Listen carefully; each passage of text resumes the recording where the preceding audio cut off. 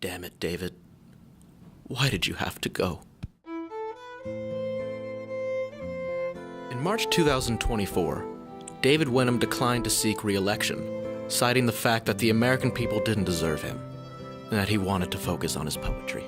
It was like she just turned old enough to show her honest fears. I tried to make sense of it, but while her dad was trying, his little girl explained it best. She said, "The crocodiles are crying." The American public's outcry didn't go unnoticed. They were in need of a leader, a strong man who could hold them and tell them they were pretty. Perhaps a strong woman. Still bitter after her loss to Donald Trump in 2016, Hillary Clinton, now leader of the Muslim lesbian political party, decided to run. Using techniques that she learned from Trump's The Art of the Deal, she was able to defeat the Republican Party running mates, Trey Parker and Matt Stone. Hillary's first order of business was to outlaw emails, saying, quote, "They can't hurt anybody anymore." Her vice president was Bernie Sanders. Unbeknownst to most people, Sanders had actually perished in the Hindenburg disaster in 1937.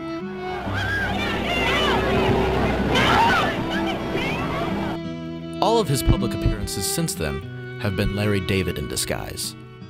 This scandal wasn't uncovered until long after the Second Space-Mexican War. The next thing that Hillary did was make Monica Lewinsky head of the State Department in an effort to have more transparency in the government because, quote, "that can't keep a secret." In late April of 2025, Scott Baio decided to use his secret to eternal youth, which he has been using on himself since Charles in Charge, to resurrect Donald Trump.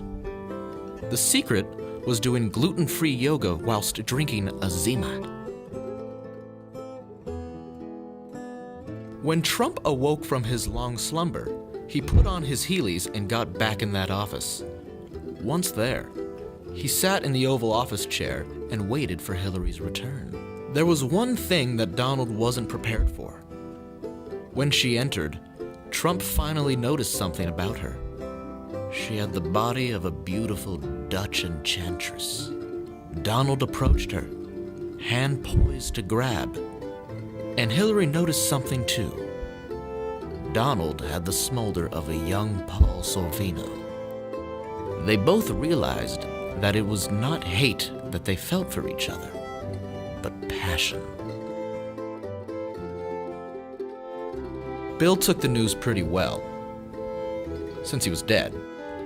Donald gave a rousing speech that night, choosing to be co-president with Hillary. To quote from the greatest American leader that ever lived, "Perhaps we shouldn't rule with fear or anger or hate. The powerful shouldn't prey on the weak. The marginalized shouldn't have to hide. Perhaps we should rule with love. Out of love for our fellow man, out of love for the meek and the helpless. Perhaps we should simply care for each other. And speaking of love, Hillary, get that sweet, sweet over here."